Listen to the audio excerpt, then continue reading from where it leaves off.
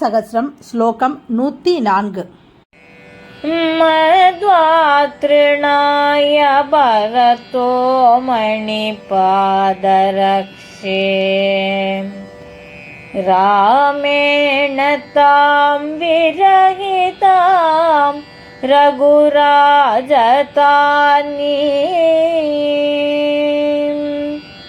த்வாமேவ சப்ரணயமுஜ்ஜயினீமவந்தி மேனே மகேந்திரயமணி மதுராமயோத்யாம்.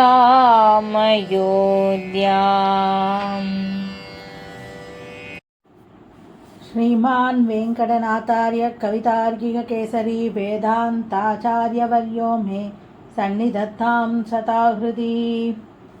ஸ்ரீ பாதுகா சகஸ்ரம் ஸ்லோகம் 104. மத்வாத்ருணாய பரதோம் மணிபாதரக்ஷே ராமேண தாம் விரஹிதாம் ரகுராஜதானீம் த்வாமேவ சப்ரணயம் உஜ்ஜயினீமவந்தீம் மேனே மகோதயமயீம் மதுராமயோத்யாம். மத்வாத்ருணாய பரதோ மணிபாதரக்ஷே ராமேண தாம் விரஹிதாம் ரகுராஜதானீம் த்வாமேவ சப்ரணயமுஜ்ஜயினீமவந்தீம் மேனே மகோதயமயீம் மதுராம் அயோத்யாம். பொருள்: பெரிய பெருமாளின் திருவடிகளை காப்பாற்றும் பாதுகையே. ராமனை பிரிந்த பரதன் அயோத்தியை துச்சமாகவே எண்ணினான்.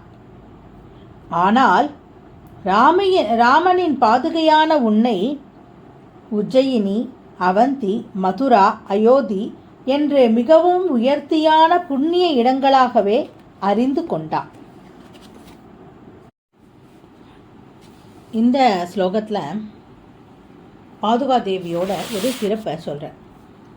அதாவது பரதாழ்வா இருக்கார் இல்லையா, அவர் ராமர் காட்டுக்கு போனப்புறம், ராமர் காட்டுக்கு போனார் அப்படிங்கிறத தெரிஞ்சுட்ட அப்புறம் பரதன் அயோத்தியில் இருக்கிறதுக்கு அவனுக்கு இஷ்டமே இல்லை. அதனால் பிரஜைகளையும் மந்திரிகள் அனைவரையும், பிரஜாக்கள் அனைவரையும் எல்லாரையும் கூட்டிட்டு ராமரோட நாமளும் காட்டுக்கு போகலான்னு கிளம்பிடுறார். ராமன் திரும்பி வந்தால் தான் வருவேங்கிற ஒரு சங்கல்பத்தோடய அவர் போகிறார். அப்படி இருக்கும் பொழுது அவருக்கு அயோத்தி ராமர் இல்லாத அயோத்தி ஒரு இடமாவே தெரியல. அது அவரோட அந்த பரம்பரை ராஜதானி அது. ஆனால் அதுவே அவருக்கு ஒரு பெரிய பொக்கிஷமாக அவருக்கு தோணலை. ராமர் இல்லாத இடம் பொக்கிஷமாக இல்லைன்னு சொல்லிட்டு வந்துடுறார். ஆனால் அப்படி வந்தவர் இந்த பாதுகாதேவியை பெற்றுக்கொண்டு வரும்பொழுது எப்படி, எந்த மாதிரி அவர் அதை உயர்வாக நினைக்கிறார், அது ஒரு மிகவும் சிரேஷ்டமானது, மிகவும் சம்பத்தானது அப்படின்னு எந்த மாதிரி ஒரு அர்த்தத்தில் அவர் நினைக்கிறாராம்.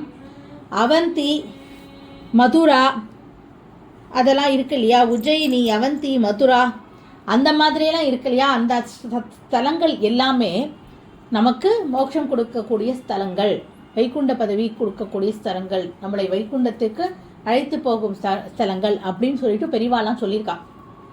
அந்த மாதிரி உயர்வான ஸ்தலம் மாதிரி அயோத்தி இருக்கு இல்லையா, அந்த அயோத்தியை இந்த பாதுகாதேவி அதுக்கு ஈக்குவல், அதுக்கு சமமானது.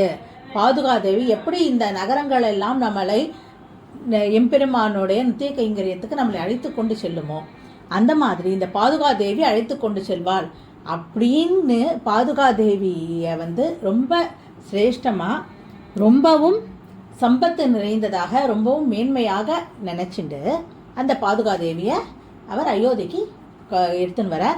அந்த பாதுகாதேவியோடு வரதுனால்தான் அவர் அயோத்திக்கு வர. ஆக இதில் என்ன முக்கியமான விஷயம் சொல்கிறான்னா, இந்த உஜ்ஜயினி, மதுரா, அவந்தி இந்த மாதிரி நகரங்கள் இருக்கு இல்லையா, அது எப்படி நமக்கு மோட்சத்தை கொடுக்குமோ, எப்படி நமக்கு பெருமாளிடம் நித்திய கைங்கரியம் பண்ணுறதுக்கு நம்மளை கொண்டு செல்லுமோ, அதை போன்று பாதுகாதேவியும் நம்மளை அழைத்து கொண்டு செல்வாள் அப்படின்னு பரதாழ்வார் இதிலேருந்து காமிக்கிறாராம். அதாவது பாதுகாதேவியை பெற்றுக்கொண்ட பின்னர் தான் அவர் அயோத்திக்கு வந்தார். என்ன காரணம்னா அந்த மாதிரி இந்த நகரங்களில் நம்ம இருந்தானாக்க எப்படி நமக்கு பெருமாளிடம் கொண்டு போய் சேர்க்குமோ அதே மாதிரி பாதுகாதேவியும் கொண்டு போய் சேர்ப்பாள் அப்படிங்கிறது தான் இந்த ஸ்லோகத்தோட அர்த்தம். அடுத்த ஸ்லோகத்தை நாளைக்கு பார்க்கலாம். கவிதார்க்கிக சிம்மாய கல்யாண குணசாலினே ஸ்ரீமதே வெங்கடேஷாய வேதாந்த குரவே நமஹ.